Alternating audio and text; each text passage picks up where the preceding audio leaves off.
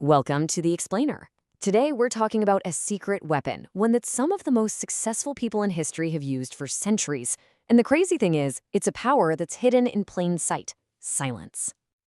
Okay, let's just dive right into this. We usually think of silence as being passive, like you're just agreeing with whatever is happening. But what if that's totally wrong? What if silence is actually this active state of power, a fight against all the noise, both the noise out in the world and the noise inside your own head? It's a complete shift in perspective, seeing silence not as empty space, but as a source of just incredible stripe. So, to really get a handle on the power of silence, we first have to understand the cost of speaking. And trust me, when you see the numbers, they're pretty staggering. Get this, scientific research says the average person speaks at least 15,000 words every single day. And for some of us, it's way more. We're talking 20, even 30,000 words.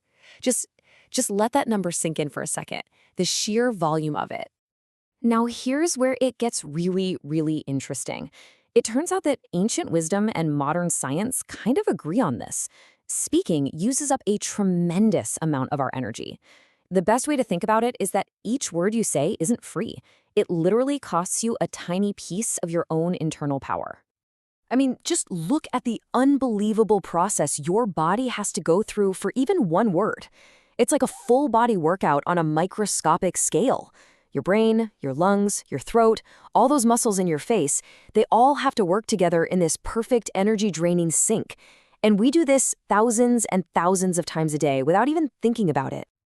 The source material gives us this awesome analogy. Think of your energy like your phone's battery, and your words are the flashlight. If you just left that flashlight on all day, what would happen? Your battery would be on red by noon, right?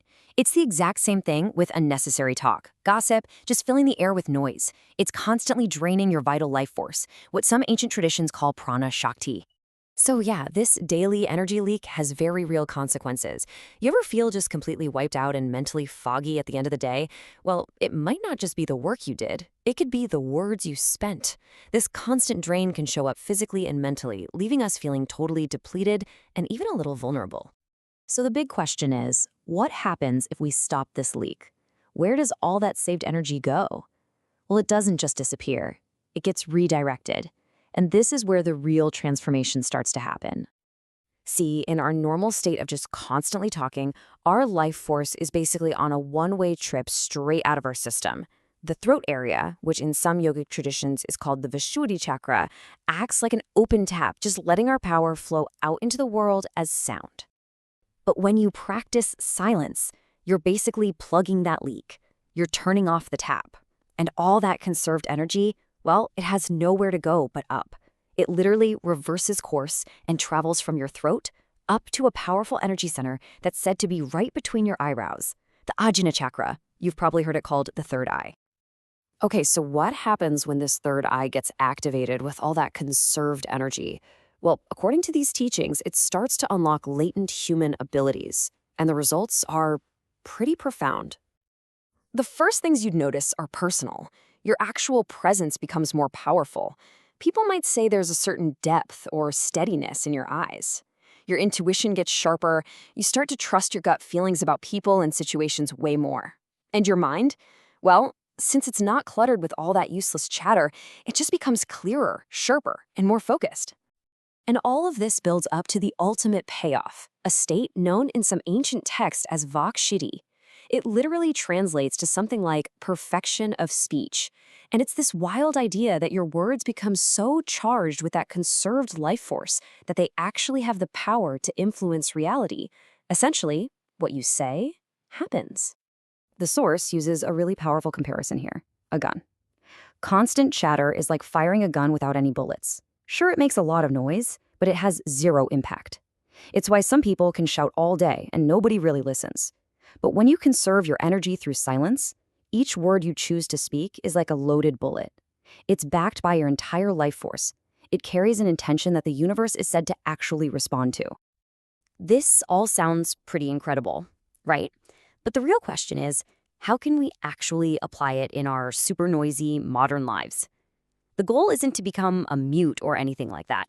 It's to practice something called Mitha Bhashanam, which is a cool concept that just means measured, essential, and really mindful speech. So let's break down 3 really simple techniques you can literally start today. First, the 3-second rule. Before you speak, just pause. 1, 2, 3. That tiny little gap can be the difference between a thoughtless reaction and a powerful, considered response. Second, try a weekly vow of silence. Even just a few hours on a Sunday morning can feel like you're hitting a reset button, letting your internal battery totally recharge for the week. And finally, and this one might be the most important, cut out gossip. It is often the single biggest energy leak we have, just draining our power for absolutely no positive return. So when you boil it all down, the takeaway is pretty clear. The words you waste every day are the very fuel you need to build a life you actually want. Every unnecessary word is a resource you could have invested in your own goals, your own peace, your own well-being. By choosing silence, you're not withdrawing from the world at all. You're actually gaining the power to shape it. You are consciously deciding where your most precious energy goes. So the question isn't whether or not you have power, but how you choose to spend it. Thanks for tuning in to this explainer.